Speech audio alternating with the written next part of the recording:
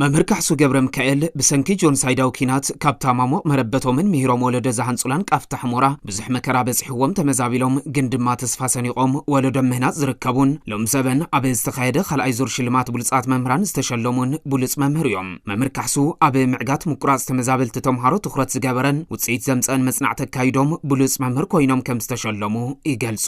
ናብዚ ሽልማት ዘውቃዕኒ ብዛዕባ መጠነ ምቁራጽ ተመዛበልቲ ተምሃሮ ዝብል ያው መጽናዕቲ ገይረ ካብ ዓመት ናብ ዓመት ተምሃርና ቆረጽ ምስራዎም ናፍቲ ፕሮጀክት ዝቆሪጸ ሕብረተሰብ ናይ ወረዳ ደባጽ ሓማይ ፀይርና ዘሎ በተለይ ከተማ ዕዳጋ ዓድ ማለት እዩ ትዘለ ጸገም ምስኣቶም ያው ናት ሓጋገዝና ትምህርቲ ንኸየቋርጹ እቶም ዘቋርጹ ወለዶምና ሰሓውኩ ስልጠና ዘይተማሃረ ሰብ ኣብ ሕማቅ ከም ዝወድቕ እንቶም ተምሃሮ ብኡ ቀዳም እናረዳሁ ያው ትመጠነ ምቁራጽ ንኽቅንስ ገይረዮ። መምህር ካሕሱን ካልኦት ኣብ ካልኣይ ዙር ሽልማት ብሉጻትን ናይ ብሉጻትን ተባሂሎም ዝተሸለሙ መምህራንን ኣመራርሓ ኣብያተ ትምህርትን ዝተወሃቦም ሽልማት ብቐጻሊ ዓውደ ትምህርቲ ትግራይ ካብ ዘወጽሖ ሓስያ ክሓውን ምግባር እውን ዝበለጸ ክሰርሑ ዘላዓዕሎም ምዃኑ ገሊጾም። ሎሚ ዓመት ንኻልኣይ ግዜ ልሽለም ዘለኹ ብሓለፈ ወርቂ ዋንጫና 100,000 ተሸላሚ ነይረ።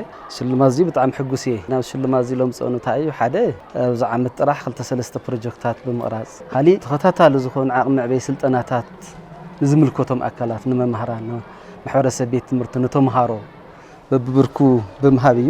ላብዚ ክብሪ መጽሐይ ሃምጓይ ኣንስተይቲ ብጣዕሚ ደስ ዝብለኒ ኣብቲ ስራሕ እንደገና ይሰርሕዎም ስራሕቲ ላብዚ ከውቅዑን ይልኻሉ ሓደ ተምሃራይ ተኮር ዝኾነ ከይዲ መምሃር ምስትምሃር ምጥቃም እዩ። እዚ ናይ ብሉጻት ብምእታዊ ብጣዕሚ ልዑል ሓጎስ ተሰሚዕኒ እዚ ንኻኣቱ እውን ናይ ዝተፈላለዩ ኣካላት ሓገዝ ስለዝኾነ ከመስግኖም ይፈቱ።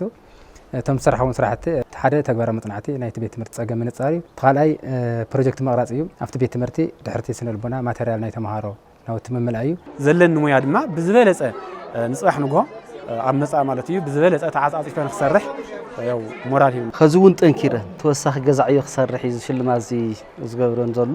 እዚ ብሉጽ ሽልማት ንለማዓት ጥራሕ ከይኾነስ ንቐጻላይ እምነ ኩርናዕ እዩ። ካብዚ ንላዕሊ ምስራሕ ይከኣል እዩ። ስለዚ ንቐጻላይ ግን ዓብዪ ሓዳራ፣ ዓብዪ ሓላፍነት፣ ዓብዪ ሸኽሚ ምዃኑ ይዛም ኣብ ትግራይ ዘጋጥም ጸገም ዝፍታሕ ይኹን ልምዓትን ብራኽን ትግራይ ዝረጋገጽ ብትምህርትን ጥራሕ እዩ ዝበሉ እቶም ብሉጻት ተሸለምቲ መምህራንን ኣመራርሓ ኣብያተ ትምህርትን ነዚ ንምሕጋዝ ኣምባሳደር ትምህርቲ ትግራይ ኣይተዘርኡ ገብረ ሊዋኖስ ጀሚሮሞ ዘለው ስራሕ ካልኦት ሰብ ሃብትን መንግስትን እውን ክስዕብዎ ይግባእ ኢሎም።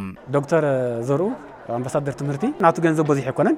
ስለዚ እቲ ራእይ መጀመርያ ሓንጽ ወሎ ጀሚሩ ወሎ ካልኦት ሰብ ሃብቲ ከዓ ክስዕቡ ወለው ካልኦት ሰብ ሃብቲ ተለሳተፉ ነይሮም እቲ ቁጽሪ ተሸላሚ መምህር መበዝሕ ነይሩ ትበዝሕ ተሎ እንደገና ሰብ ተበራታትዖ ተለኻ ጽቡቕ ስራሕ እዩ ዝሰርሕ ጽቡቓት ወለዶ እዩ ዝሃንጽ። ያው ሽልማት እዚ ለቐጻሊ ክሽለሙሉ ዝኽእሉ መምህራኒ ጽቡቕ መርአያ እዩ። ንኹሉ መፍትሒ ክኾን ዝኽእል ትምህርቲ እዩ።